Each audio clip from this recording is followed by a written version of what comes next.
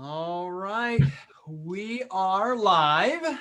All right, this is a kind of weird situation. I'm going live with 5 really good friends of mine who all happen to be in other businesses. Well, one of these really good friends happens to be in my business with me, Chris Renfro. But today we wanted to go live to start talking about reasons to be hopeful. I think this week there's been lots of discussion about things to not be hopeful about, things to be frustrated about. Brant called me up, Brant from Jill's office, who's here with me today. He called me up on Tuesday of last week and he said, Kurt, we got to do something about this. This is not good. We as businesses need to be banding together and supporting our people. And I got an email from every single person I've ever given my email address to telling me how they're dealing with COVID-19. And I don't know how that was useful to me.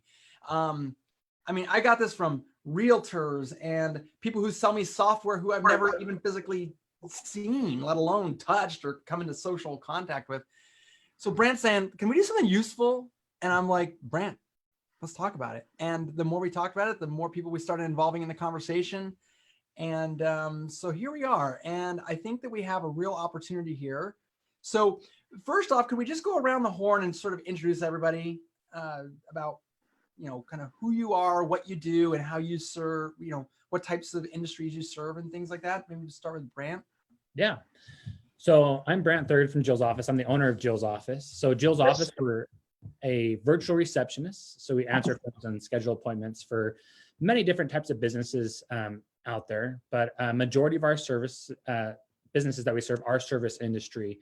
And so we definitely know how they're feeling. We get their call volume and, we want to be there to support them and help them as best as possible through this time. Very cool. Who else? Megan, would you introduce yourself? Yeah, my name is Megan Likes, and I'm the founder of Bookkeeping Academy Online. I'm also a CPA, and I own a window cleaning and gutter cleaning company out of Northern California. And what I do is I educate and empower small business owners to know their numbers. And with that comes certainty and knowledge and empowerment. And I make numbers and money not scary, even in really scary times. So I think that's why I'm here. We're going to have a lot of questions for you here in a minute, Megan. Oh boy. Actually, as I'm saying that, before I go to Curtis Davies from Nice Job, if you guys who are watching the live stream would please introduce yourselves, tell us, where you're from, maybe share a little bit about yourselves as well. That'd be great. And also, if you have any questions, I just realized as Brant was talking, as Megan's talking, you're probably going to start having questions trigger. So please feel free to throw those in the comment section so that we can throw those out in front of everybody. All right, Curtis from Nice Job. Hey, everybody. Yeah, Curtis Davey here. I am the partnerships manager with Nice Job. My day-to-day at Nice Job entails working with other software companies to help our system integrate with theirs, work with agency and marketing partners to help small businesses like you, who you're operating with, to adopt our services, leverage your reputation to increase your sales, certainly increase your reputation. A Nice Job, as you may know, is a company built for small and medium-sized businesses to really make it easy to help you guys collect reviews from your customers, share those reviews online, and increase your sales funnel and opportunities to grow your business through your great reputation. Thank you, Curtis. And Curtis actually reached out to me, I remember early on in the week too, wanting to get this together. So I appreciate you helping to support our peeps. Daniel Dixon from ServiceMoxie / SynGem / Radius Bomb / Automate Motivate / Bookkeeping Super Marketing Course, Marketing Super Course. Sorry, Daniel, welcome. Thank you, Kurt. Thanks for having me. And can I just tell you, I'm envious that you have one brand, and you just made me really aware of that. So I appreciate it. Yeah, we sell software as a service to all those under all those brands. We do mostly sales and marketing and employee engagement. Those are our 2 big platforms. But we have the pleasure of serving about 4,000 customers in the home service industry. So I get to talk to a lot of them and have seen a lot and heard a lot about what's going on. Yeah, I'm sure you have, because I think a lot right now you're in the marketing business. A lot of people, when it comes to marketing, they think that it's time to stop. A lot of people are missing that opportunity. So I'm sure you have had a lot of people with sweaty hands calling you. So we'll be getting into some of the conversations you've been having this. All right. Ben is the one who has no video feed.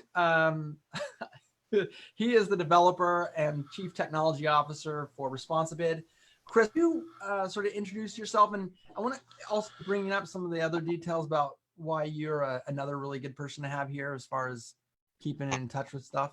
Yeah, sure. Well, I'm an expert at working from home and not leaving the house, as well as a leading advocate for getting rid of the handshake permanently. So just wanted to join in and see if I can help anybody with their working from home issues.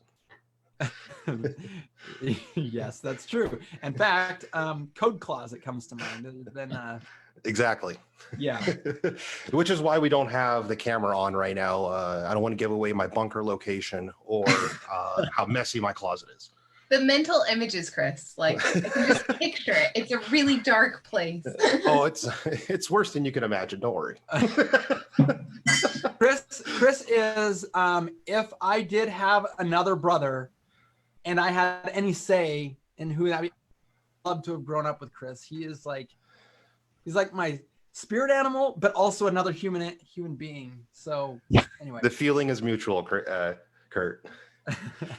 Okay, so when we had this conversation initially with Brant and said, we really need to talk about good things going on. This was just as people were like starting to get like social distancing became a word, I think the day before, Monday of last week, or I guess it was whenever it was, social distancing was a new word.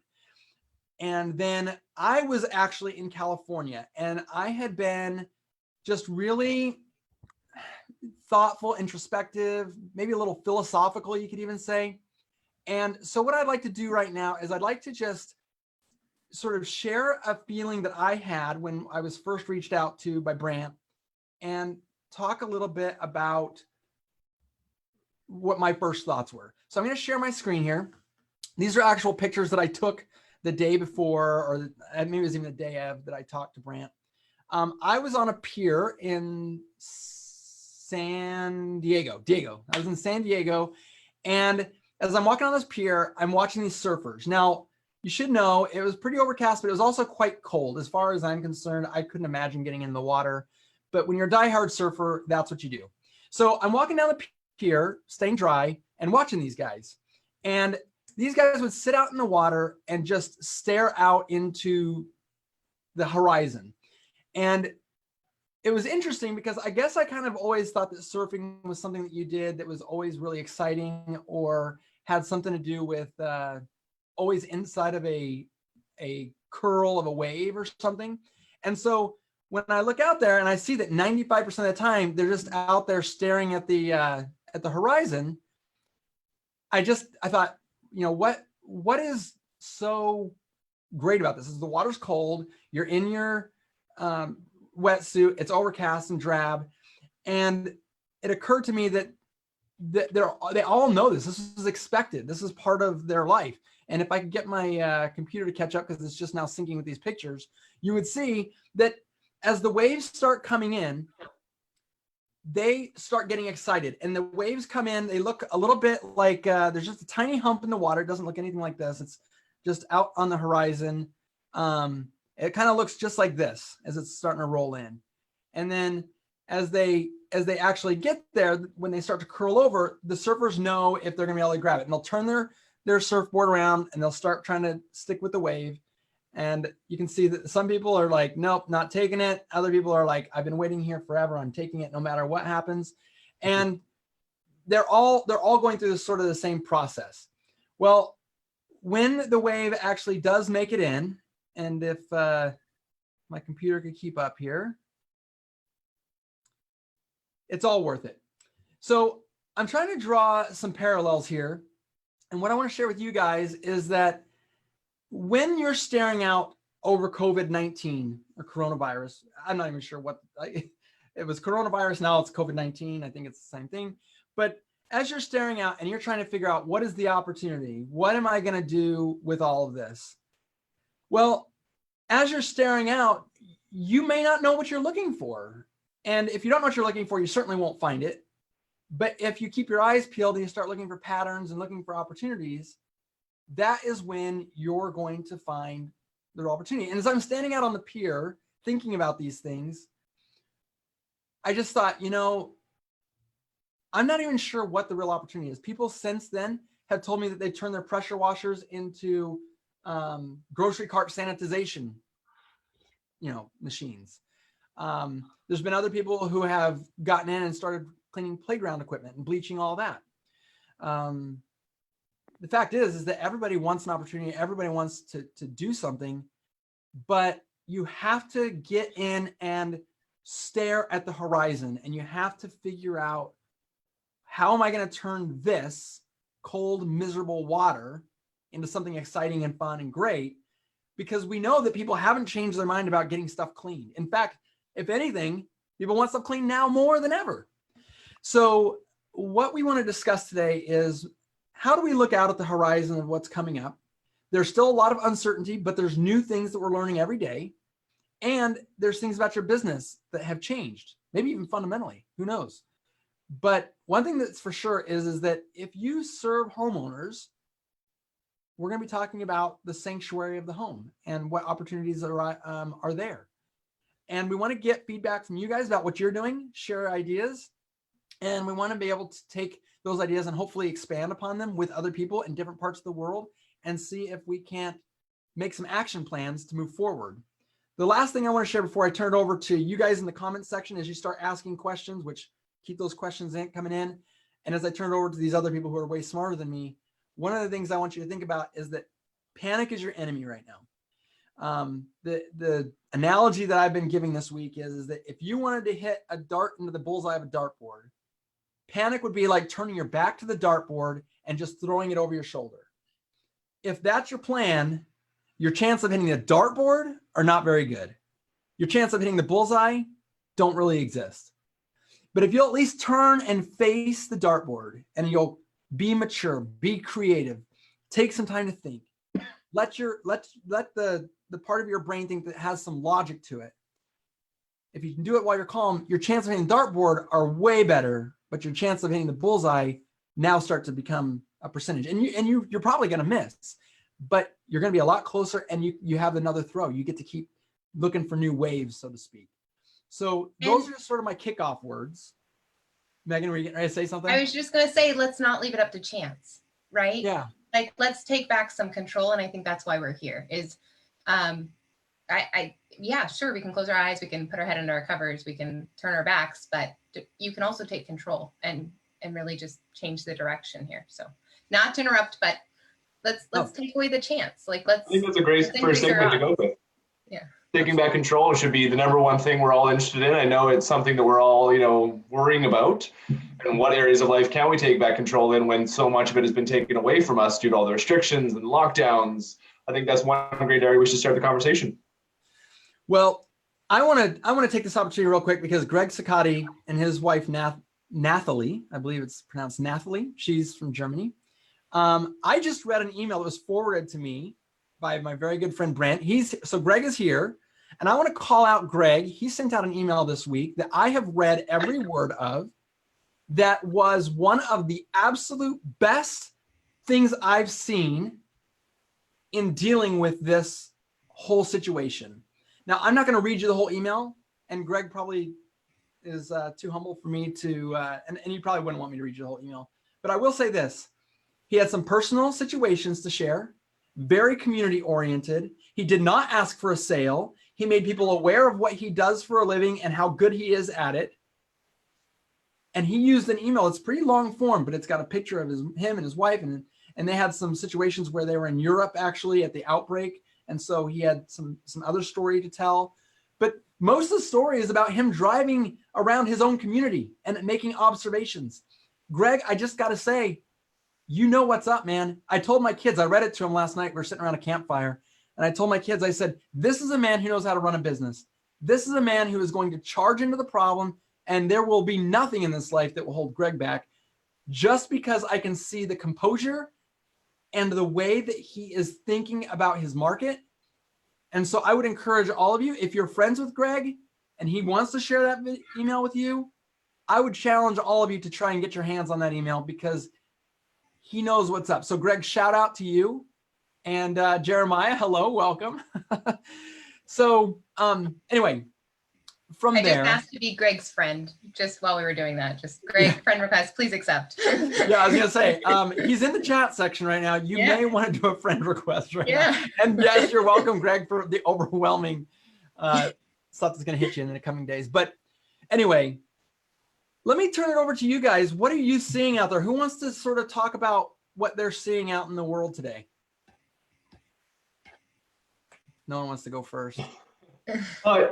I know I tried to put Megan on the spot earlier. I know she has a great story about taking back control, both in her accounting business and in her window cleaning business. And I thought that was an excellent example of what companies can do to, assess their current situation and make a strong strategy or several strategies to go forward and really find those areas where they can take back control, not only in their personal life, but especially in their business. Yeah. Well, thanks, Curtis. I mean, we did not do it. We did it at a sheer necessity. I love to think that while Kurt was watching surfers on the pier, my husband and I were having meltdowns. He's the calmer one of us. We saw that wave coming, and it was not like a pretty wave. It was like a tsunami wave. Fair. And that started to happen on like Friday, maybe Saturday. And I love numbers. I know most people don't love numbers, but I always say numbers tell stories, and numbers are kind of my like coat of armor, right? So we just started running a ton of numbers, and we ran numbers for no income. We ran numbers for partial income. We ran numbers for full income. We just relied on the data. I'm actually in my home office, which is technically not my office. It's my husband's office. You can see the clean windows behind me on the boards. And around me, which you can't see my backdrop, are whiteboards. We have so many whiteboards. Jeff is visual. And we just started writing down all of the worst case scenarios that we could think of, and then all the scenarios we could think of. And what I said was, it was like, it wasn't so scary once we wrote it down. So like, what is the worst thing that could happen? What does that monster look like? And then how do we take out the monster? And so that's what we've been doing all week. And it's exhausting, and it's trying, and but it's empowering. Like, we just took back control over something we felt like we had no control over, because now we just get to choose our own ending. So yeah. I think what I want to bring up here then for our viewers is, if you haven't taken an opportunity as part of collecting your thoughts to write down all of your worst case scenarios so that you can face them, I think what Megan just said is from her own experience. She's not telling you theoretically. If you'll sit down and write those down, it will actually be an experience that will calm you. And it seems counterintuitive, but being able to look at the worst thing that can happen, now you have an opportunity to start thinking about solutions, and also knowing that, wow, the worst thing that can happen is that I would still be alive. The worst thing that could happen is that I'm in this with a bunch of other people who are also having a tough time. So anyway, I think that's super valuable. And coming from a CPA, you would expect that's going to include numbers. So take some time to get the numbers. I can't take the hat off. Also, like, don't even ask me the CPA logistics of this. This is like a Jeff Likes Clean Windows home office that is now a Likes Accounting home office. And I don't even know where Bookkeeping Academy is going to work. And we'll just sort it out in a while. But I have a desk and a camera. So, and I have new chickens. I got new chickens this week, and they are pecking at the door. So if you hear that, that's the new chickens that aren't allowed in the house. So someone's gonna have eggs. All the rest of us are going to the store looking for eggs. Yeah. Daniel, we talked earlier about you getting a lot of phone calls in this week. I want to just sort of wallow a little bit in some of the frustrations. I know that we've had some rough weeks. Can you sort of share, as we're talking about writing down all the hard things, can you sort of share some of the thoughts that you've been coming across this week that might be, some of those things that people need to be writing down? Yeah, absolutely. So I think the number one thing that I want to tell people is you are not alone if your business is impacted. We surveyed, like I said, we have 4,000 customers. We did a quick survey of a portion of them, and 99% of people said their business was either marginally impacted or severely impacted by this. And so you are not alone. I think that one person that didn't click that probably just clicked it on accident, but everybody else that you've seen at the huge convention and ResponsiCon, they are all going through this. So don't feel like, hey, I'm a failure. I messed up. So that's the first thing I want to say. That's what I've heard a lot. People are impacted. And I think Megan had great advice. Now, in going and taking back control and not, just quitting your marketing, what I'd like to say is, if you just sit there and accept that you're not going to work because things are quote unquote shutting down, there's not a lot you can do. You're basically just submitting to the fact that you're going to go out of business. So at least take back the idea that I'm going to try to stay in business, right? And the only way to do that is to get jobs or get revenue coming in. And how do we do that? So what I've been advising, and I sent out an email to our customer list yesterday, so you may have heard a lot of this, but what we've told people are just, I'm going to rattle off a couple of quick things. Okay. So get ready to write them down if you are open to trying things. Sell gift cards at a discount. Sell $100 gift card for $80. There are customers out there that maybe don't want you in their home today, but in 3 months from now, they might want you in your home. And if that means, keeping you in business by buying a gift card now, they would totally support you. Maybe your average ticket's $300. So sell them a $300 gift card. Let people know that that's available and that's supportive. If they work for corporate America, they might not know that small businesses like yours are hurting for cash. So make them aware of that. And to that point, send emails, tell people, give them an offer, tell them that you're selling gift cards, tell them what your services are. Maybe your services have slightly changed because of what's going on. Maybe you have services that you didn't normally market, such as sanitization or something to the effect of, cleaning playgrounds. Maybe the window cleaners and the soft washers were mostly doing roofs, but now they're doing shopping carts. So make your customers aware of that. Try to book jobs into the future. Hey, we know things are crazy right now, but we're booking for May. And then if people are wanting to book, explain the situation, get a large deposit up front. A lot of people will be willing to pay a 20 to 50% deposit on work that's going to happen. Say it's refundable, but this is going to help us, make sure we can serve you when things clear up. Tweak language in your marketing material. You may still be offering the same services, but throw in different words. Maybe it's not cleaning anymore. Maybe it's disinfecting or sanitizing, things like that. Catch people's attention. Post pictures of all the work. So if you're still doing work that you had booked before this happened, or as things are starting to shut down in your area, post pictures on social media. Let people know that you're still out there. These are the things you're doing. Post a picture of every single job you're doing. People might not know that you're offering these things, or that you're still working, or that your service might be essential. So post that stuff. Cold calling. Daniel, you're giving us this nice, awesome flood of ideas. Are you guys writing this down? Is any of this resonating with you guys? Because he's already given like 5 ideas, and he's acting like each one of these things is just one quick little thing. These are all like massive mind bombs, and I have to stop him because I can see he's getting ready to push another domino over. You talked about the playgrounds, and I wanted to share something that came in the Response But Unofficial group this week that I thought was genius. Someone put up there a picture of a playground and said, hey, is anybody sanitizing these?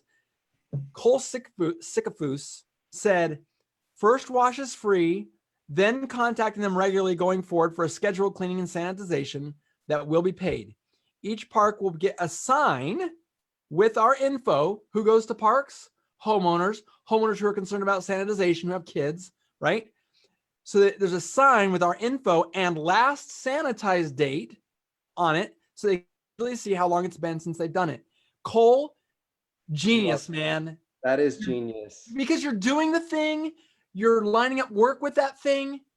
Your cost of acquisition is fairly minimal, but maximum impact. People are going to watch you do it. Then you go to the next step and you put a sign up and you say, hey, everybody who comes to this park, who is sick and tired of being in your house, and especially when you see the word sanitize in the park, you're like, my house isn't anything but sanitized right now. And we're going to be talking about sanctuary and what that means here in a little bit. Cole, just super props, man. That is out of control good. And that's really piggybacking with what Daniel said. That's an example of a guy who house washes going, not a lot of house washing going on this week. Boom, pivoted. That's so good. And he creates demand. Like every time they see the last time it was clean, not only are they thinking, what can they clean around my house? But they're thinking like, why aren't they cleaning this more regularly? Yeah, and why is it last sanitized 3 weeks ago? Yeah, and they're creating recurring income. Daniel, I just want to say thank you to you because we've really, really leaned on SendGem for our window cleaning company to continue to communicate with our clients. And it's just been so easy to do that. And I have one comment about the gift card comment, which I think is genius, is just be sure that by fixing your cash flow problem now, you don't create a cash flow problem later. So be really careful when you're scheduling those gift certificates that you don't pack too many of them into your schedule so that when you are able to rehire and you are able to start working again, maybe we're limiting ours to 1 gift certificate a day. That way we fix our cash now and we don't create a big disaster later. So, but a great idea. And SendGem's just been so helpful to continue that communication with our clients. And I took 3 notes while you were going. So keep going because I want to keep taking notes. Yeah. Really. Does anyone else have anything to comment on what Daniel said? I'm talking about the comments section here on Facebook.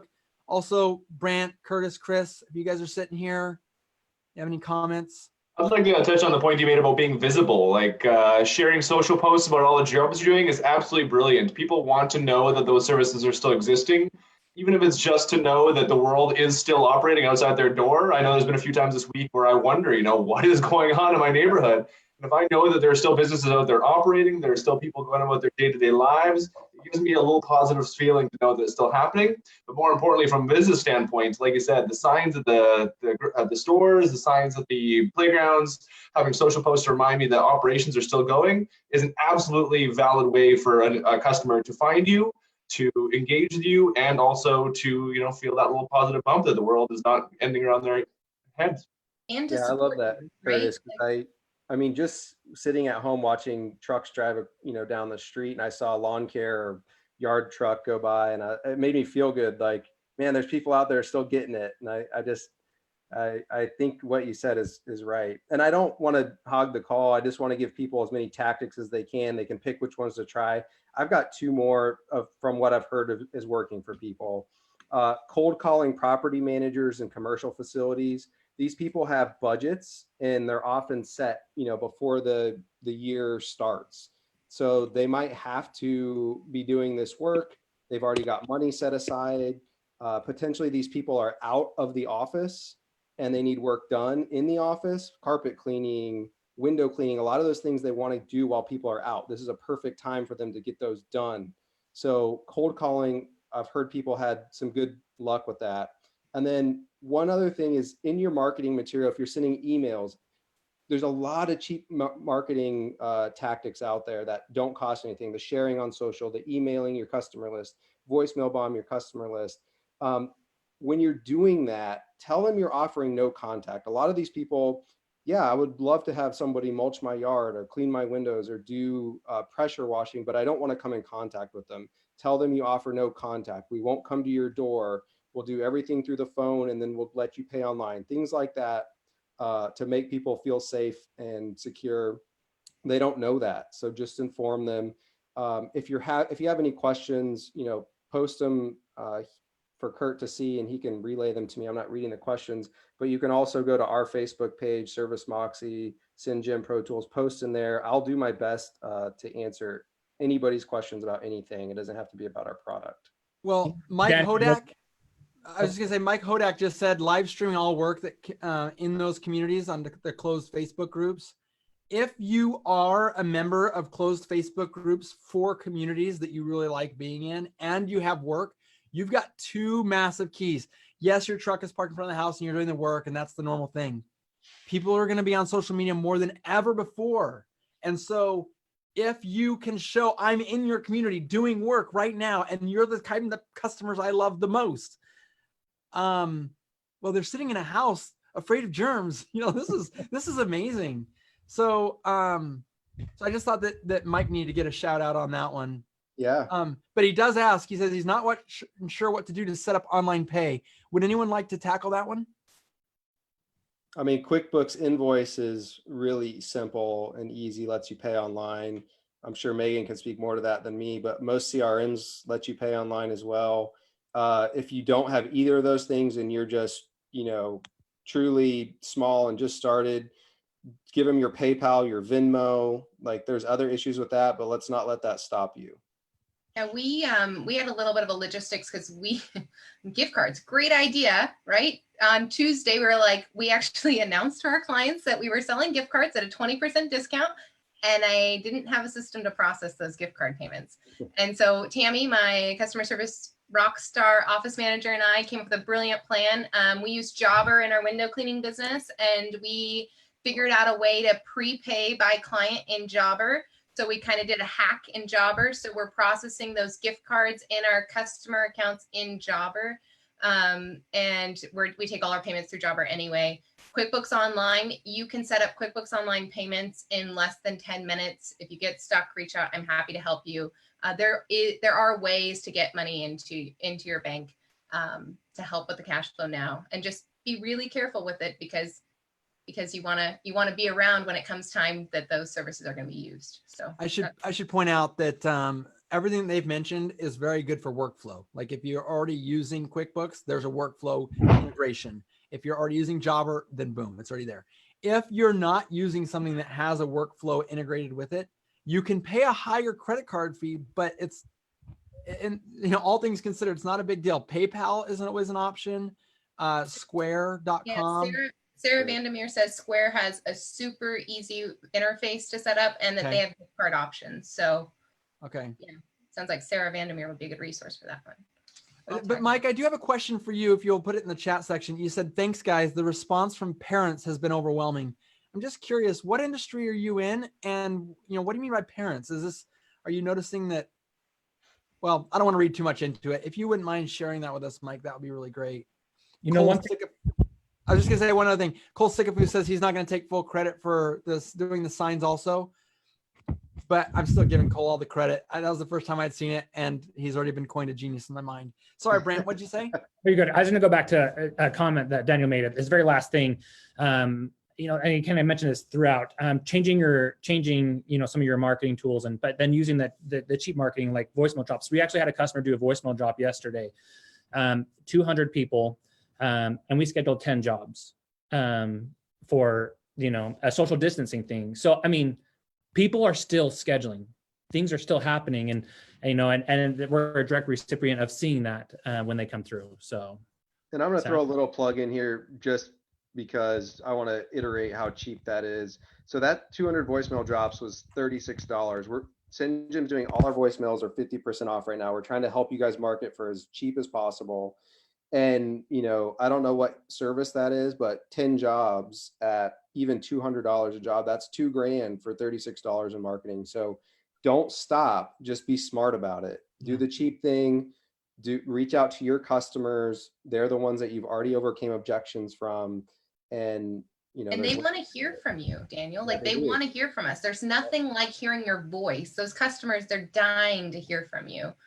Okay, maybe not because everybody's emailed them, but maybe they're not dying to hear from you, but they'd like to hear from you.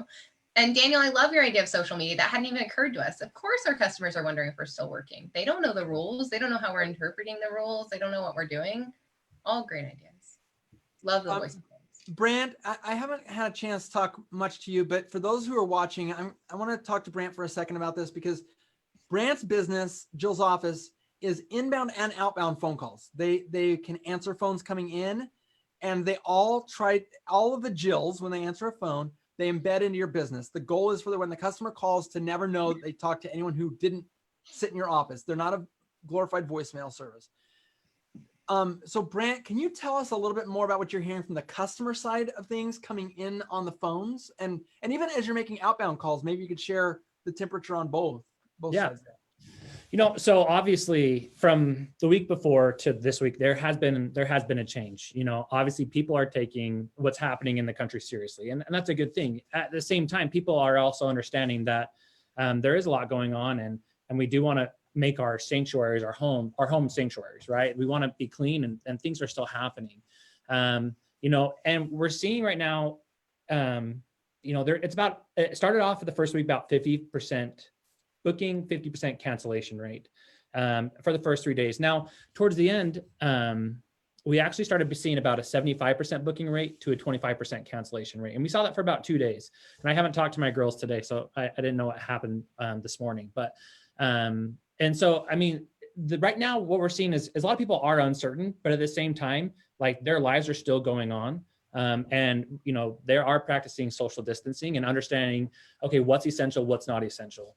And, you know, for businesses that are understanding it and are still moving, like business is still happening. I mean, we haven't dropped crazy amount of call volume, but, you know, people are still calling, people are still working, people are still making money.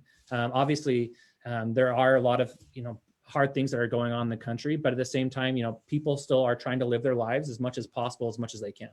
And we're definitely seeing that, you know, with the call volume that's happening and the things that are transpiring on the phones. That really validates something that I had heard someone else say, and that was that we're not having an economic problem. We're having an economic disruption from a pandemic problem. This is not a demand problem. This is not, in fact, if anything, demand is probably actually up. And that's hard to say in the springtime when it's already going to be high, but just given the circumstances, it probably is higher. So that's interesting that you're saying where the boots are on the ground, where the phones are ringing in and going out.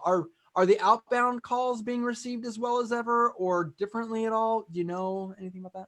You know, so our outbound, we're doing a lot of follow-ups right now. And, you know, we're seeing kind of about a 50%, you know, hey, you know what, call me back later and things like that. Our girls are really trying to specify when someone's calling in to cancel as well. We're saying, hey, let's not cancel if you want to cancel, it's fine, but can we reschedule you? And we are finding a lot of success with that as well. Okay. See, that's one of the beautiful things about Jill's office is that when someone's answering the phone and they're not just there to take a voicemail, it's just one thing. And I love the stories that come in too, is that they really are trying to actually do the same things you'd want your office managers to be doing. They're trying to give quotes over the phone, trying to schedule jobs, trying to get people on the calendar, trying to keep people on the calendar, trying to touch, you know, outbound reach out to people who said to follow up at a certain time. So I guess it just gives us a whole perspective, like that's sort of equivalent to what we as business owners would want to see in our businesses. Yeah. And you use the word sanctuary. We had talked about this earlier, is that if the home was a sanctuary before, when you're social distancing and you're at home with kids who can't go back to school and everything else, and there's this sort of scariness outside the walls of your home, you know, is there any sort of sense that you guys are catching about that? I mean, I know it's weird to combine it with the whole, like, I don't know if I can have anyone in my home situation, but can you speak to that a little bit, Brant? Yeah, you know, and so that's a great question, you know, and I remember when we were having our first discussion about this and I was looking out the window and I saw my window was dirty and I'm like, you know, I'm having to sit at home for the last 5 days and I'm looking out a dirty window and I'm like, man, this sucks. I want to see a clean window because it's like, I feel like I'm trapped. And, you know, especially for me, my wife's due in now 3 weeks, right? So we're having a baby coming in during this whole thing. And it's just like, okay, like, this super exciting time to have a baby, right? So I want my house to be perfectly clean. And I'm like, you know what? I want to have my carpets cleaned. I want, you know, if there's someone walking through here, like if we're going to stay at home more, I want them to have them clean. I want to have everything possible clean to my home, especially welcoming a new baby in. Obviously, I understand and a lot of people I actually talked to a guy this morning, a carpet cleaner, who was like, well, people don't want me in their home because they're afraid of me. And it's just like, you know what? I can understand that mindset, but it's like, okay, take your temperature, understand if you're sick, don't work, you know, but if you're healthy, you haven't been exposed to anyone, and you're wearing protective gear and you're cleaning, I'm more than welcome to invite you into my home to clean my carpets, to do those things. You know, I'll take my family on a drive during that. You know, we'll drive through the mountains or something like that while you're cleaning our home. And then when we get back, like, perfect, you know, everything's clean and that's good. And so, you know, it's just like, we have to, at the same time, you know, we have to live our lives. We have to know where we want to have done it. But at the same time, we have to live and know what our feelings are towards, you know, who we want in our home or who we don't want in our home. But at the same time, they can work outside of our home and practice safe social distancing. That's so great. Yeah. I think we've all heard from our customers throughout this period so far just how resilient the consumer is right now. I mean, we just came off a massive economic expansion.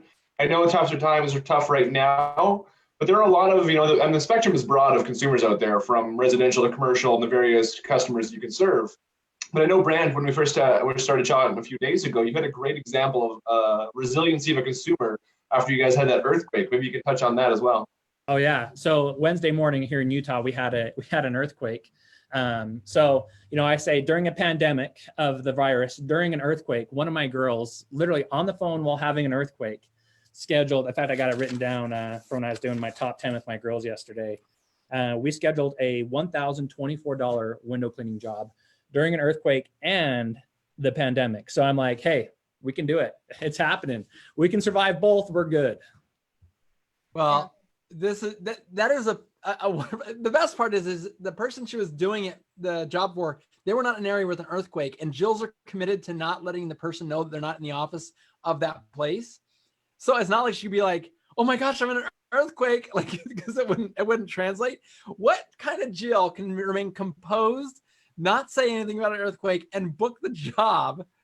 Like, that's the kind of person I want on my team. She was pretty shaken up, but she's like, I just had to finish the phone call because I didn't want to get, I just wanted to finish. I'm like, no, that's okay. If you have to get under your desk during an earthquake, guys, please, but. God. It brings up an interesting question. Like, as employers, I feel like we're facing a lot of uncertainty about how do we keep our staff safe, like from an earthquake, from a pandemic, from our clients' homes. How do we keep our clients safe? You know what? I want to talk about that, Megan, but it ties into a question that someone just asked here. Yeah. And I want to tie this in. Jennifer, we're going to come back to you. She has a question for Megan about gift card purchase. She wants to have you talk more about why only one per day. And you can explain that in a second. But Wade, I want to pronounce his name right. I think it's Padgett, Padgett, Wade. He said, I was accused of using this whole thing as a scare tactic, but that was so far as that was so far from the truth. How do you overcome that? So we're talking to people right now who are obviously uncertain, and we can't ignore what the reality is. I just want to put this question out to all of you, because there's also another question here too. Hang on. Oh, Kevin Sarbacher. He said, great ideas as always. What about the defense for the chance of negative reviews online from someone who doesn't agree with us being out in the field?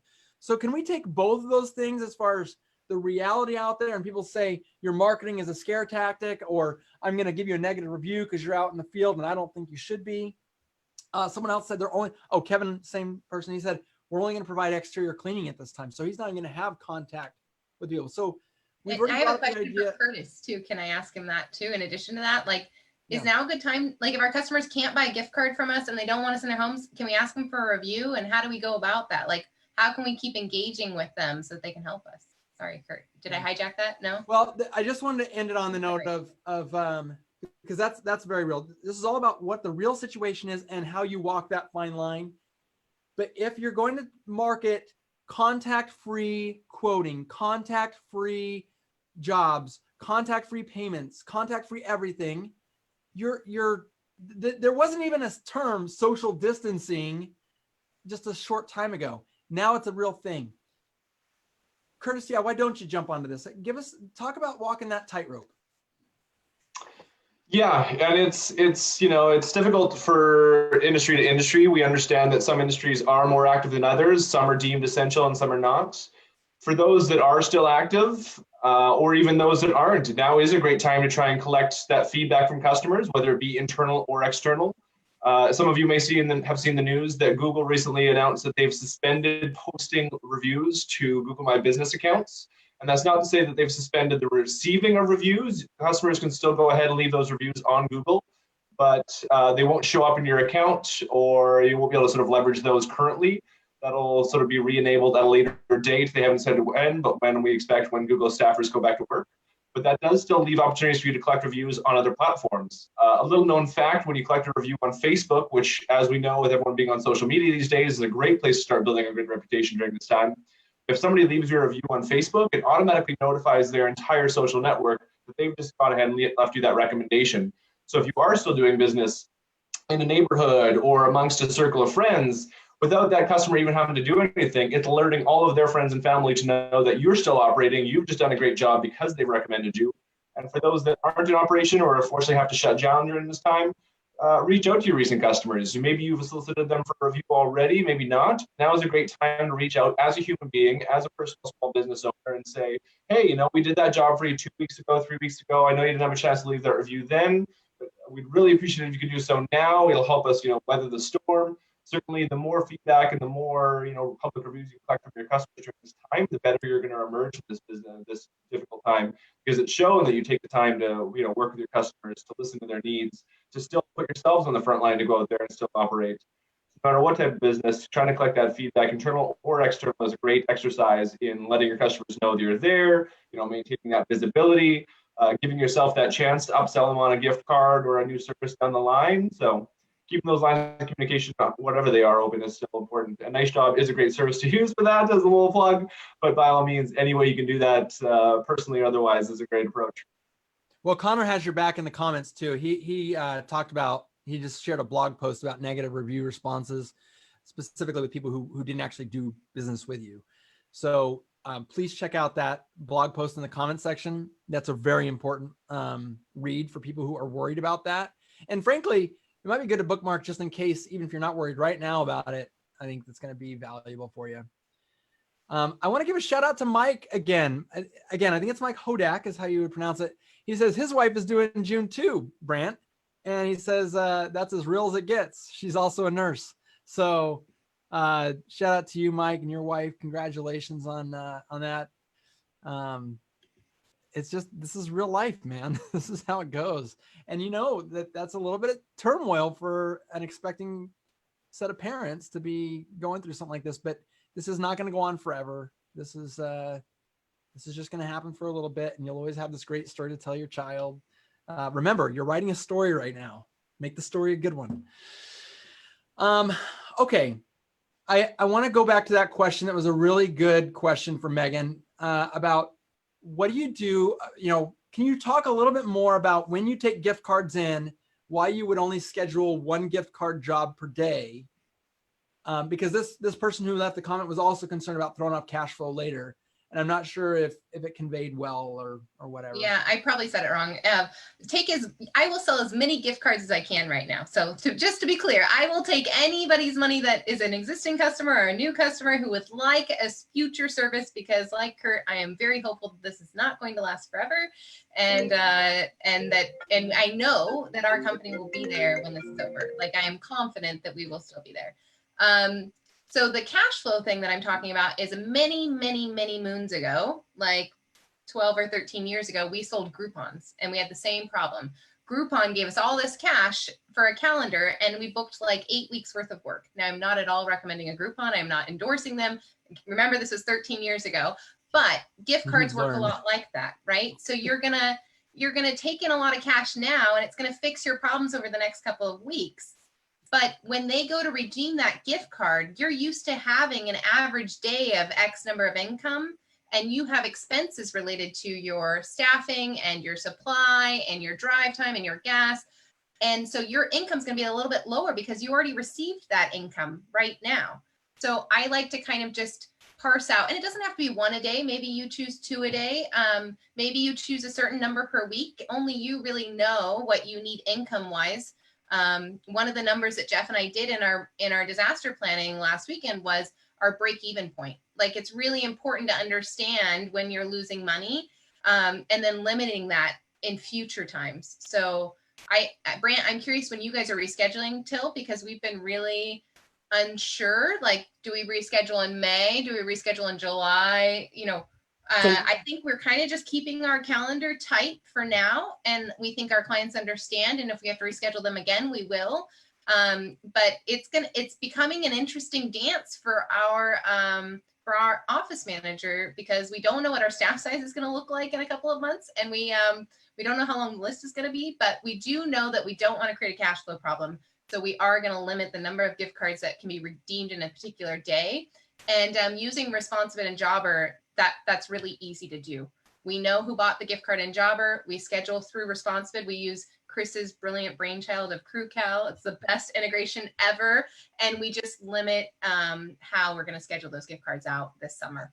I want Brant to be able to talk about scheduling, but you said break-even point. I want to give a quick just explanation of that. And then Brant, I want you to kick in here. We got some other really good ideas and comments in the comment section I want to get to as well. But if you know that if you work 8 hours a day and your labor will cost this much money, and you know that about this much money will be fuel and this much will be the chemicals required to do the 8 hours worth of work, then whatever those costs are, you need to know that if your revenue is below that dollar amount, you will lose money that day. So again, if you brought in the gift cards many moons ago, you spent the money, that was a good cash, infusion for the time, and it was a good hookup. But what Megan's endorsing here is saying, if I can take one gift card a day and then have 2 cash incurring jobs that day that will help me to meet that number or exceed it, then I won't have a problem at payroll time. I won't have a problem when it's time to refill on chemicals, stuff like that. So that's your break-even point. And gift cards are great for realizing cash now. But if I booked 4 weeks straight of nothing but gift cards, when payroll comes and when it's time to refill chemicals, it's going to hurt like a bad thing. All right, Brant, sorry. I never heard Kurt almost cuss before. No, Wow, Chris. He was about to say like having a baby. I have one that I made up, but no one would get it. It's just a Kurt thing. Anyway. No, for rescheduling, what we're doing is we've been telling our girls. So last week we told, starting on Monday, we said, hey, reschedule to 3 weeks out. And because we're just kind of following what the guidelines that the CDC has been putting out, like, hey, social distancing for 2 to 3 weeks or even a month out. And so that's just kind of what we've been kind of following, just because we're just saying, hey, 15 days or, now it's like a month. So now we're saying, hey, let's go a month out based on some of the projections, just kind of seeing what's going on in the country, just because we don't follow, in Jill's office, we're countrywide. So we're just pushing that out. And then if people want to, if things get better sooner, then great, perfect. Then we can move schedules around. But I think the concept really is for the business owner is, okay, I have work coming, and it's a mindset thing. Yeah. Obviously you're not going to do work that day. Let's be honest, probably not, but at least seeing that you have work in the future is really good for your mentality. And those metrics are so important. Like Responsibid, we're still watching our number booked. We're still watching our conversion rate. Now, it's going to be a different metric than it was a week ago or 2 weeks ago or a month ago, but we're still watching those. And then in Jobber, and I know Jobber's not here, and I'm sorry I keep talking about them, but that's what we use. We can see what's on the calendar going forward. And that there's like a little certainty there, like these people have scheduled and they may cancel, but they're on my calendar. They want to give me money, or they've already given me money. It really has helped us come up with some planning strategies based on that. So absolutely. That's really good. Okay, so Wade Padgett said that he still wasn't sure about the scare tactic. I'm going to reference Greg Sicati again, who happens to be the next comment. Greg, if you're still on here, would you mind hooking up with Wade to send him the email that you sent out? If you're comfortable with that. I just think that Greg's email, which again, I can't outline here in complete, I just can't pull it apart. Otherwise it would be the whole hour just on that. But what Greg did was very community oriented, and it wasn't about the scare. It was about, I know you're probably scared. This is very different than anything else that's ever happened in our lifetime. But let me give you a quick report about what's been going on in my life, some of the observations that I've made, some of the things that we've seen in our business. And what it does is it allows you to recognize what's real and true and scary, but not giving the fear the power, taking community, taking your expertise, taking your authority, taking your empathy, and giving all of those power to speak. And if your advertising is focused on the fear, you're missing the opportunity to stand on your authority. You're missing the opportunity to be part of your community solution.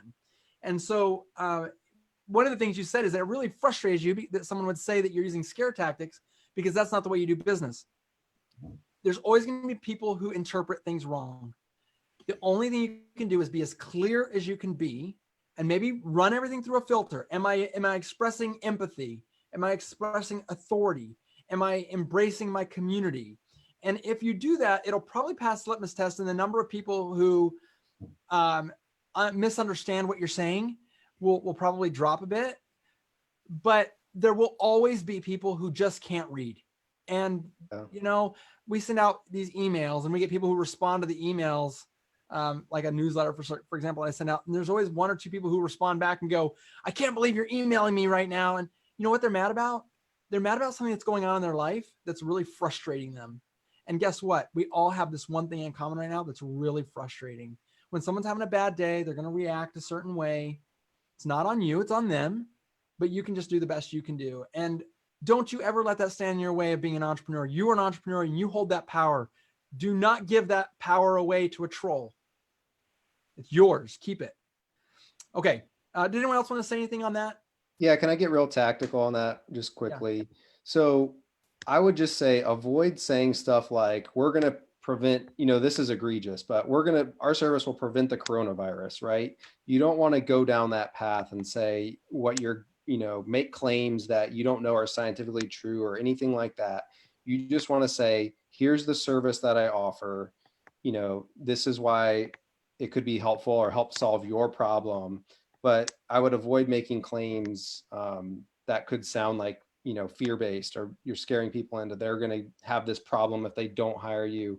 So just be really careful about that. And then I'll just share a quick story too, right? I sent out all those tactics that I talked about earlier in the call or the video that, would help small business owners, right? I talked about all those marketing ideas, and I had over 100 people unsubscribe from our email list from sending that out. But there's hopefully 1,000 plus people out there that looked at them and got an idea that can help them. So every time I send an email out, it doesn't matter what it is, I could be giving them something for free. There's people that unsubscribe, and marketing is that way. As you get bigger as a company, you are always going to, like Kurt said, frustrate somebody. Somebody's not going to like what you say, but you've just got to put that behind you. Know that's part of being in the game. And, if you're going to ride a motorcycle, someday you're going to crash. If you're going to market, somebody's going to be upset with you. So don't let it stop you. Just don't be discouraged.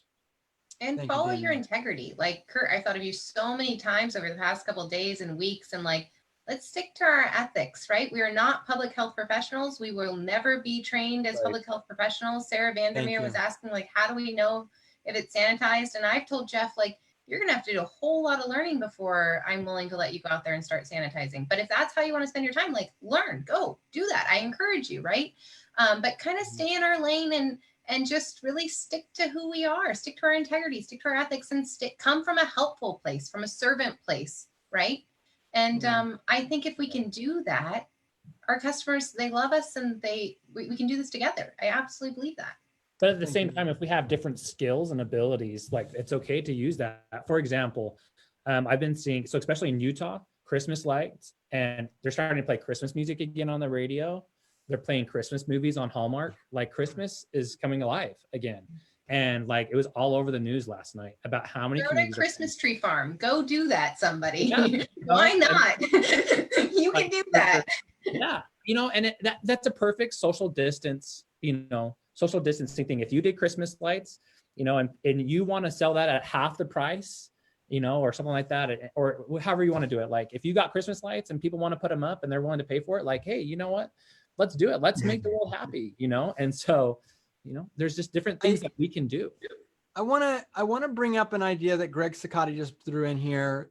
It's about what opportunities he's already seen. And I've heard other people talk about this too. But before I do, I want to just say a word about discounting. And you're talking about doing things for half price or for gift cards for discounts and everything. I do think that now is probably, if there's ever time for discounting, now very well could be that time. But I want to say something about integrity and discounts. If you're worth a certain price and you do deep discounts, what you're saying to your customers that did pay full price or who will later be asked to pay full price is that you're saying, we actually gouge you whenever we can, but if you've paid attention, you know that we aren't really worth that price.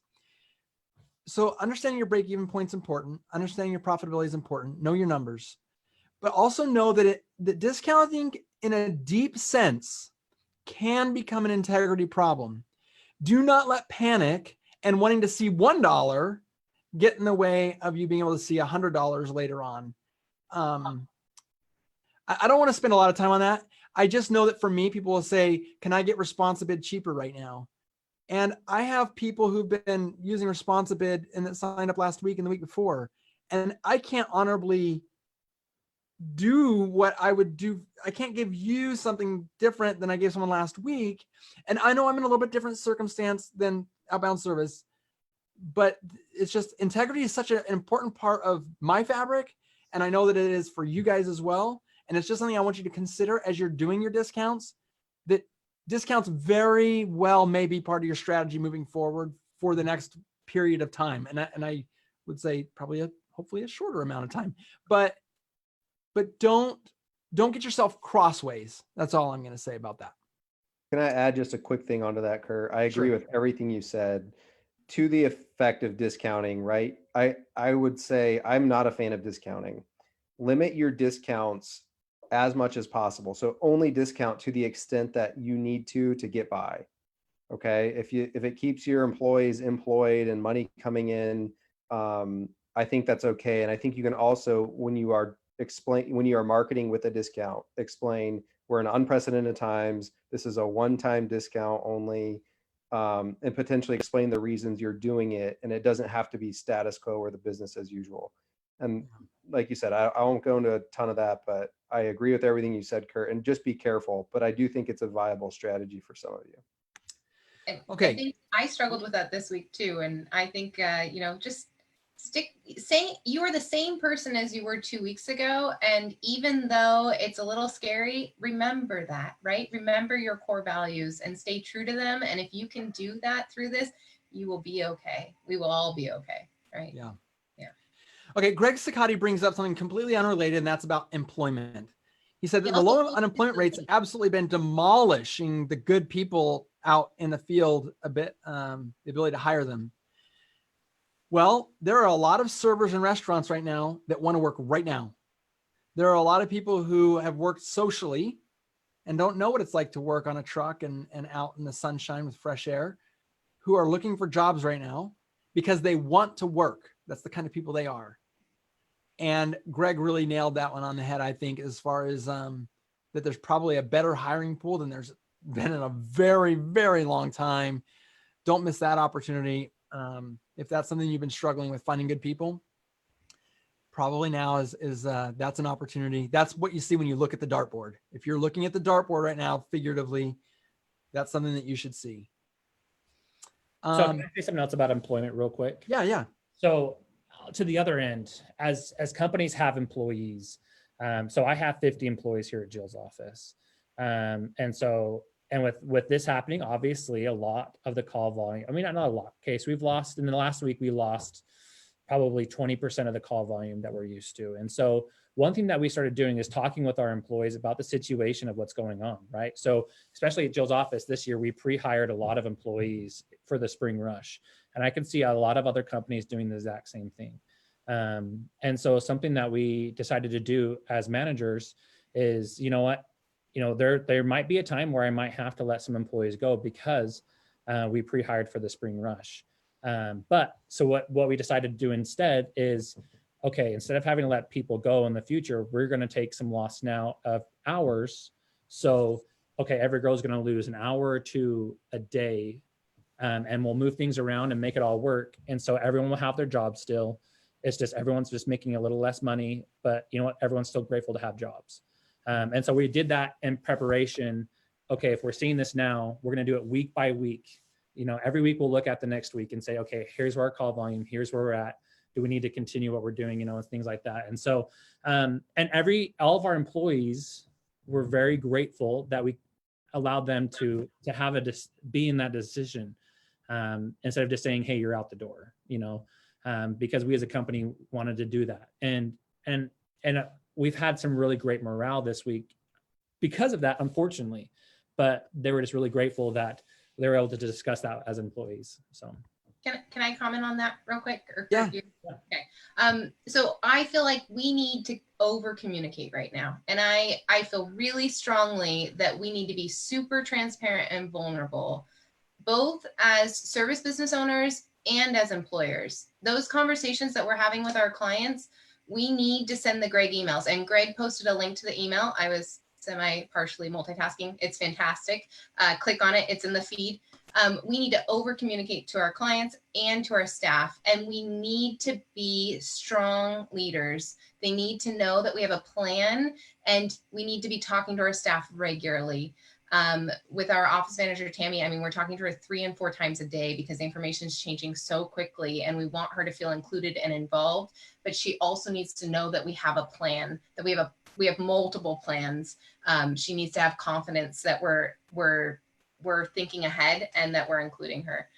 So I urge you all to just be very transparent with your employees, and also to be confident in your decisions. Trust your gut. Your gut's probably not going to lead you astray. So Kurt, I'll give it back to you. Well, thank you. I want to actually have Chris speak for a moment here, because Chris has been really quiet on this call, and I know that he's a technology guy and stuff, but he's really my source of kind of news and what's going on in the world. And Chris, I was just wondering if you wouldn't mind taking a moment talking about some of the things that are being discussed as far as the government, some of the solutions that are on the horizon that the business owners have to look forward to.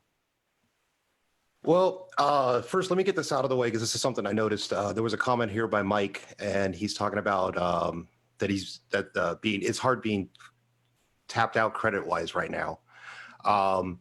This isn't a situation where we or the business did anything wrong and we're all in the same boat. This is one of those weird situations where, well, from what I'm hearing, you can call the banks that you have your mortgage with, you have your truck loans with, your credit cards, your cell phone company, explain things are changing, and a lot of them are willing to work with you.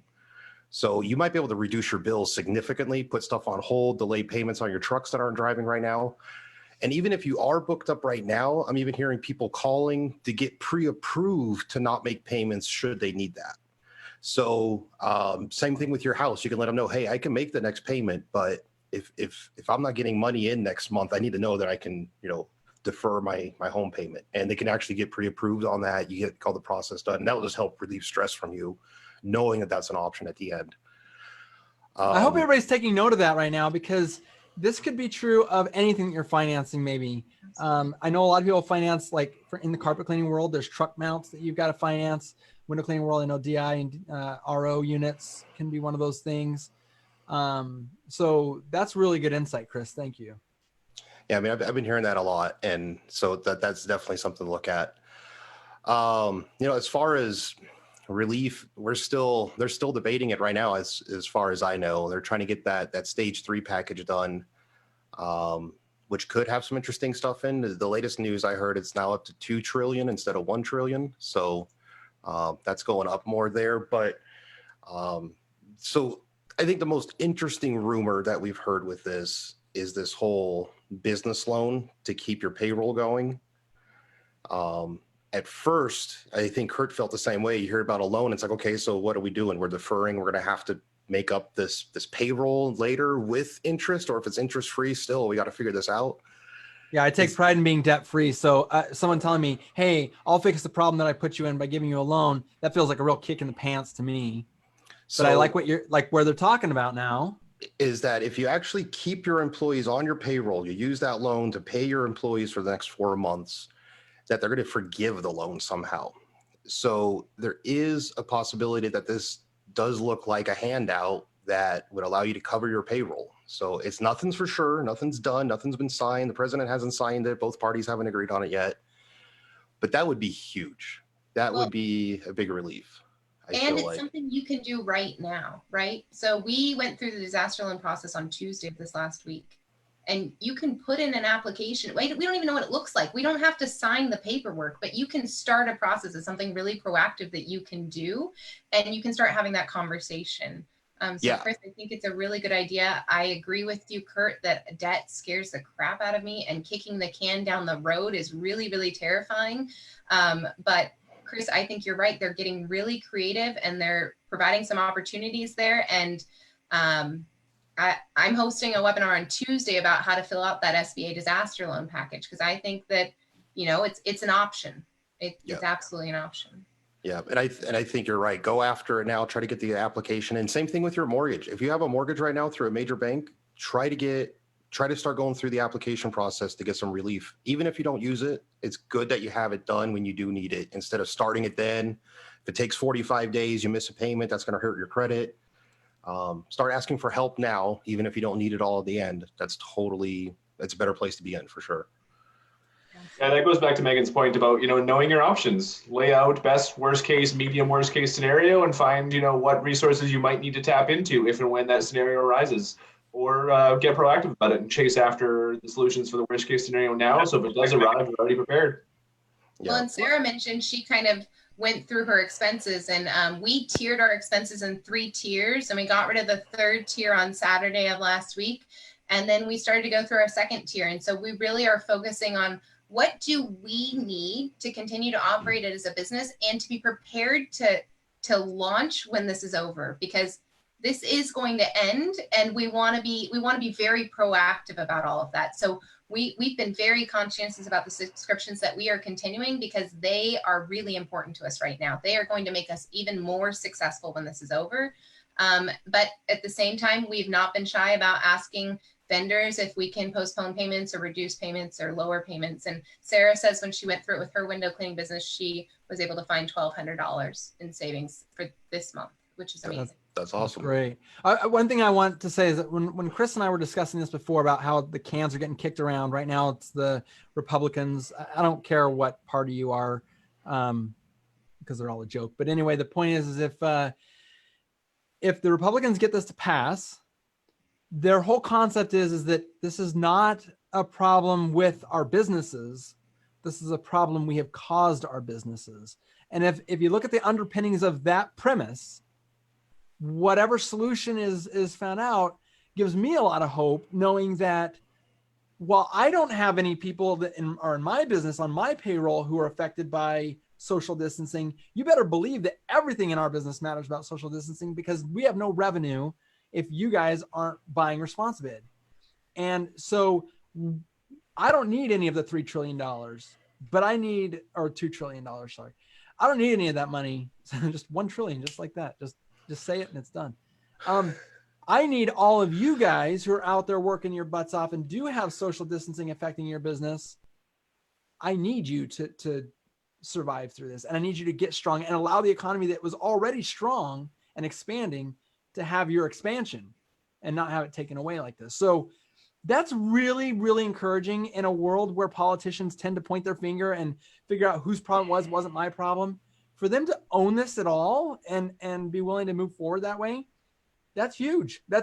To me, that means that we've got some people with level heads moving forward. So super. And that's important for the business owners to understand too. This isn't a failure on their side at all. Nobody saw this coming. This wasn't something that it was a choice of ours, and it's affecting everybody. It's not your business that's having the problem. It's everybody in the country that's having this problem. Yeah. And then as far as opportunities, start thinking about the stuff that is open and people are standing in line at. I know my wife works at a grocery store. She's been at this location for a year, and she said that the best thing that's happened so far is the shelves are empty. They can actually fix their crooked shelves that have been like that for over a year. They're cleaning shelves.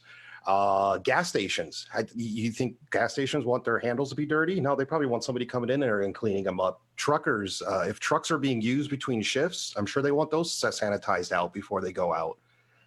All these things are being pushed to the max to keep things moving.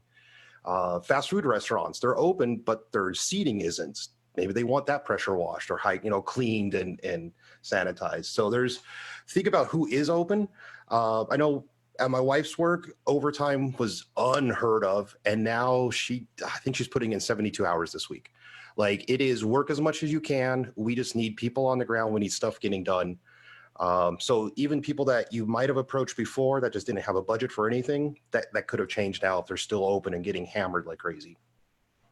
Chris, I love you. What can we do, right? Like, I love the way your brain works. Well, actually, he didn't bring this up, but he sent me a picture this last week. There's a company that went out and started installing glass partitions at the cashier counter in the grocery store between the cashier and the person paying for their groceries. Yeah, this was an employee. He posted it on Reddit under mildly interesting, and he said, "This is what I've been doing all week at work." And I saw that. I'm like, your boss is a genius, and he's keeping his employees working with something brand new. And safe. And safe. Exactly. That's that creativity. When I'm saying looking at the dartboard with creativity, looking at the horizon, waiting for those waves to build up. You know, we're already about 13 minutes beyond what I'd intended to hold everybody on for, but I feel like the ideas that are rolling out right now, that is the example of that wave coming up, or just turning and looking at that dartboard and really focusing about what am I going to do next? How am I going to do this? And there's all these great comments in the comment section that I wanted to go over. People keep asking about the SBA loans and these loans. I can't emphasize this enough.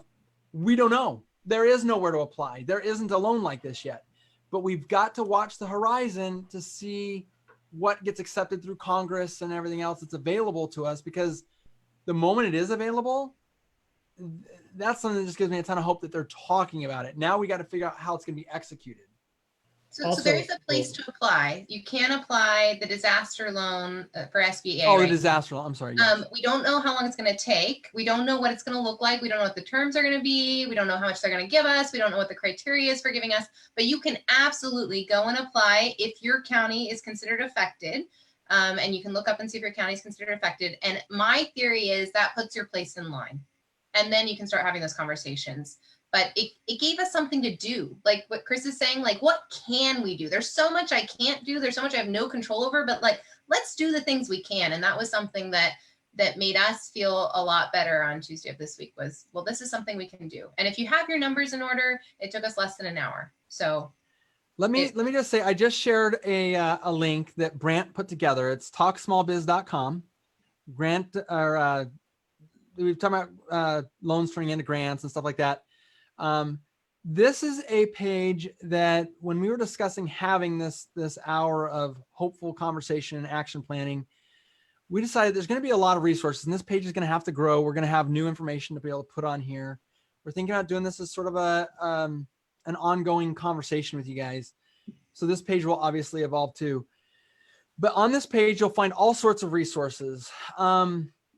Just to be negative for a second, there's probably people who've had lots of depression, anxiety, and bad thoughts this week. It's been a terrible week in some ways, and there will be things in that link that are for you. But for everyone, there are things in here like resources about where you can find these. The disaster relief is in here, isn't it, Brant? The disaster relief link. You loaded that page up with awesome things for small business owners to go and just throw into your arsenal. Can you speak a little bit more about that, Brant? Yeah. So if you go to the page and look at it, basically it has a place where you can go ahead and put your email in, but then it also has, if you want to have questions for the next panel when we have this, you can submit a question. But then it has links to the CDC, to the SBA disaster funding, the Chamber of Commerce. It has the suicide prevention hotline for information on that. And then we have a couple different companies that have had some great resources. Jobbers put out a great resource that's on here, and we have that listed on here. Another thing that's really important, and Megan might want to talk a little bit more about, that small business owners should really understand is the Families First Act that got passed this week.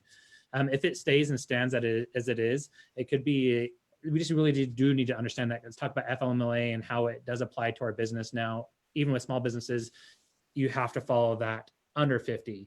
And how you have to pay for some of those things for people taking off time. So I think we went over it with my staff yesterday. So it's really important to understand that Families First coronavirus response act, excuse me.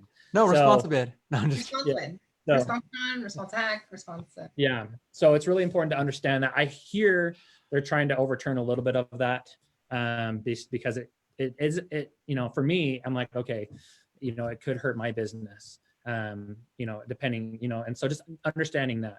And then it has like workplace tips for safety for employees and things like that. So a lot of great stuff on there. Again, it will be expanding. If anyone has any other links you want to put in here, you can just send them to me. We can make sure that those links are available. And again, this page will be expanding as we have more information come in, and we'll be going on from there. Thank you, Brant. I appreciate that. And just an applause for you putting that together. Thank you, because that is really a resource that I think all of us, we just want somewhere to go for, like, what can we do? And if we get more comments in from you guys about things to add to that you find out, like Greg just gave us a great suggestion in the comment section. Again, this isn't probably a resource to go on this page, but this is the power of somebody sharing an idea. He said, right during this webinar, just during this Facebook Live, He just had a property manager contact him via email asking if he can install hand sanitizers beside elevators and stairwells. That's another idea for some. Yeah. You contact your property managers, you contact your building facility managers, and retail places next to the bathroom. You know, when you're going to the bathroom, you go in and you touch this thing, right? And then you go into the bathroom and do your thing. And now your hands are touched, you know. So here's an idea: hand sanitizers outside the bathroom to open the door. So They have like those little pull down, like little, I don't know, they're like little, like napkins you can pull down to open the door on both ends. I'm seeing those are coming out right now. So there's not a lot of places that have them, and so you don't have to touch the door. I realize that I've talked about Greg a lot during this Facebook Live, and I'm not going to hesitate to just do it again. I want to point out that Greg is here trying to better himself and do things. This property manager that reached out to him, probably the last thing he heard from Greg, did not ask for business, did not use scare tactics, did not do anything to try and use COVID-19 as his marketing method. It was, hey man, here's a story about what's going on in my life. This is what I've seen. Here's a story about what I can see in our community. But just so you know, just to give you an update, this is what we're doing as a company and some of the services that we offer that we feel could add benefit to the community. He did not ask this property manager to call me up and just please give me something to do. The property manager said, oh, I got a problem I need to solve. I know who I could use.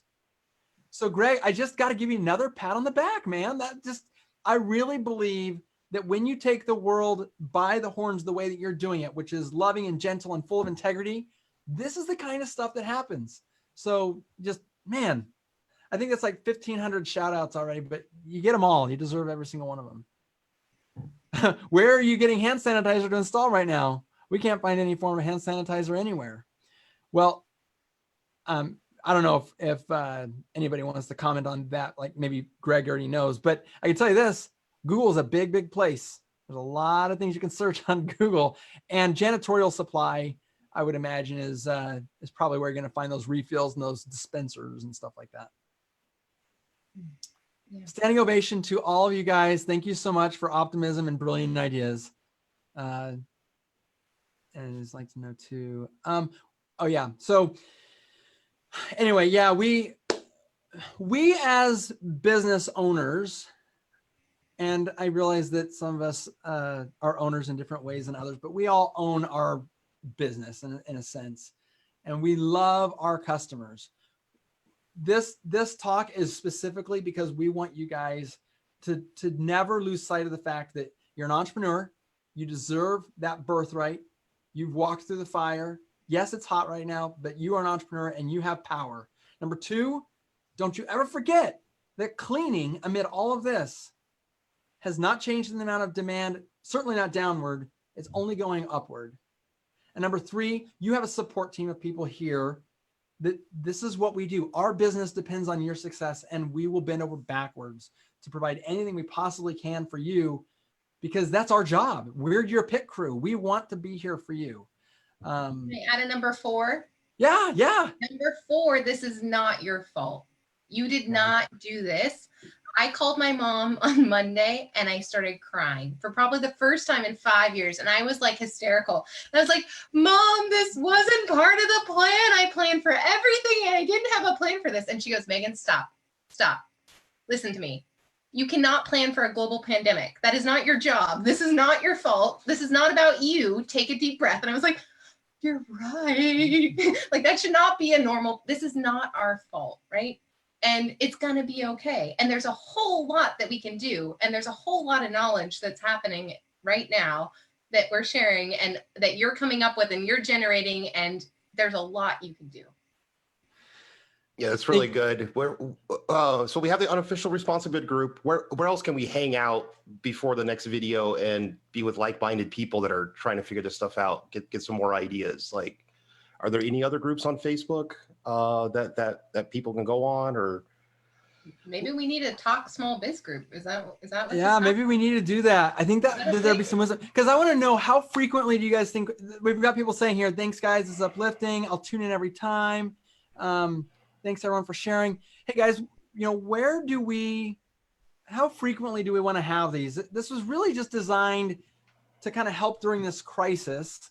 It may turn into more than that. I don't know. I just know that we felt very convicted to do this, and we all want to do this. You know, you can reach out to us at ResponsiBid in the chat feature at ResponsiBid anytime you want us. But as a whole and as a group, I think that this may warrant a Facebook group. You know, I don't know, but I do need feedback how often we should do it and how often we should, you know, have different guests on or whatever, you know. And is Saturday the right day to do this? Are you guys wishing? All my trips are canceled for the next 3 months, so I am stuck at home in this home office with my new chicken. So, yeah. It's Saturday today. Oh, even tax season got deferred, guys. Kurt sent me a message at like 6:45. It's like July 15th, and I was like, I don't know what you're talking about. I'm really busy. I like can't. And he's like, Megan, check the news. Breathe. Chris told me July 15th. Yeah, Chris. I thought of you as soon as I saw that. I was like, oh, Megan can go to sleep tonight. Well, I was annoyed with Kurt, and he was trying to give me news, and it was really good news. And I was like so stressed out that I couldn't even I can barely stay up on the news. Chris, I need you to like include me in your debriefs or something. Yeah, Okay. I like we'll what Chris said. Oh, go ahead. Sorry, Chris. I was say we'll get you on our Voxer channel in the morning. Megan, you should download Voxer. There's another person asking. Pay attention. You don't like Voxer, Megan? That's the best app ever. No, she won't download apps. It's not Voxer. It's that she's a wimp when it comes to Voxer. I won't have webcams on my computer, so I kind of get where she's coming from. Also, as long as there's a joke of the day from Kurt.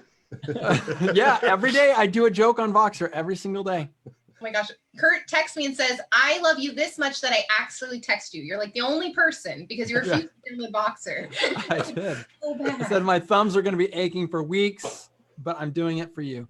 Listen, everybody in the comment section is saying, yeah, let's keep doing this. Let's do it every week. People are saying, let's do this every week. If you look at that new information comes out, we can just do later. You can do regular groups.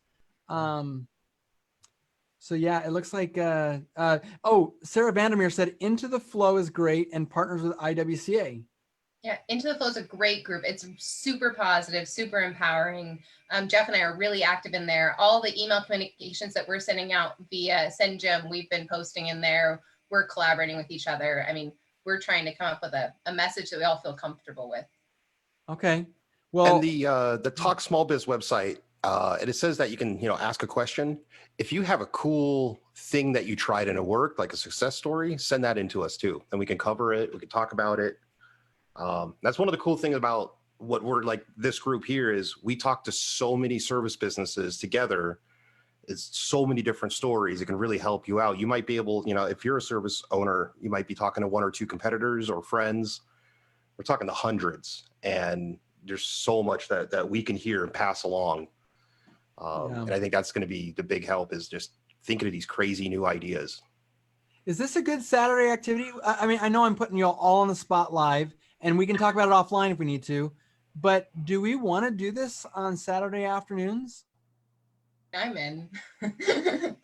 Megan's like, yes, I'm in. I think of Sedona, Palm Springs, France, Denver, Colorado. I'm thinking of like every vacation that's been canceled over the next 8 weeks. Like this is a problem, but you know what? I'm going to do my part and I will hang out with all of you on a Saturday. Why not? Anyone else? Anyone else in? Yeah, count me in. I'm hoping this won't be too many more Saturdays in a row, and then those will all be behind us in about 2 to 3 more Saturdays, but I'm in for all of them regardless. Yeah, sounds good to me. Good. Brant's in? I'm in. Daniel, you're on the spot. You've got thousands of small business owners. I would love to, but I cannot commit without asking my wife about every Saturday afternoon. I hear they keep yelling downstairs as she's trying to make dinner. So Smart man. All right, good man. Here's the deal. Until further notice, we'll plan to do this again next week. 2 p.m. Pacific, 5 p.m. Eastern. And if you're Daniel, you're in Central, I think. But anyway, whatever time that is. And we want to meet with you guys. So give us information. Send us the ideas that you have, questions that you want to cover, resources that you have to go onto the page. Let's keep the conversation going. We're all in this together. Yeah, how many times have you heard that? Well, let's actually do this together. Let's do it.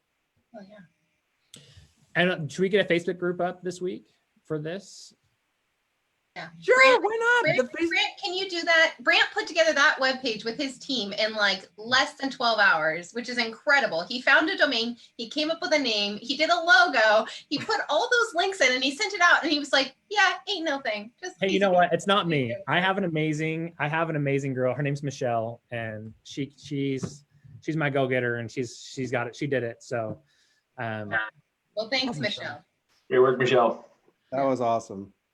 All right, guys. Well, let's go ahead and end this up. This was an hour and a half of optimism and hope and action planning, but we're going to, it's just going to get better. So I love you guys. Thanks you for being here. This is what it's all about. Oh yeah. Hang on. I got a daughter. Let's circle, whatever. You know what I mean. All right, guys. We'll see you next week. And until then, I was going to say happy responsibility, but we'll just say kill COVID. How about that? We'll Stay see. alive. COVID. Stay smart.